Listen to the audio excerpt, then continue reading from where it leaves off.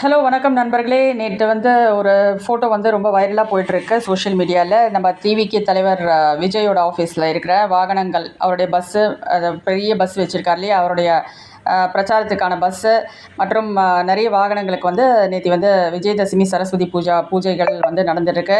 அந்த பஸ்ஸுக்கெல்லாம் மாலை மரியாதையெல்லாம் பண்ணி நிறைய பூஜைகள்லாம் பண்ணியிருக்காங்க. இதெல்லாம் பார்க்க பார்க்க இன்னும் கொஞ்சம் மக்களுக்கு கோபத்தை தான் உண்டு பண்ணுது. இப்போதைக்கு விஜய் இன்னும் தொண்டர்களை போய் பார்க்கல. அடிபட்ட இறந்த அந்த குடும்பங்களுக்கு போய் ஆறுதல் சொல்லவில்லை. அதற்குள்ளே இந்த மாதிரி ஆர்ப்பாட்டம், கொண்டாட்டம், பூஜை புனஸ்காரங்கள் இதெல்லாம் தேவையா அப்படின்னு மக்களுக்குள்ள ஒரு கேள்வி.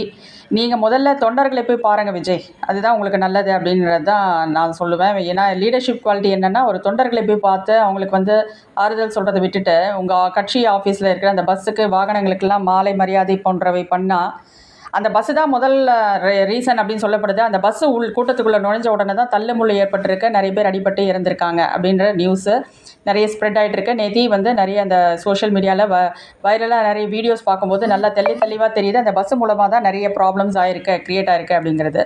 நீங்கள் அந்த பஸ்ஸுக்கே மாலை மரியாதை போட்டு செலிப்ரேட் பண்ணிங்கன்னா, மக்கள் துயரத்தில் இருக்காங்க, துக்கத்தில் இருக்காங்க.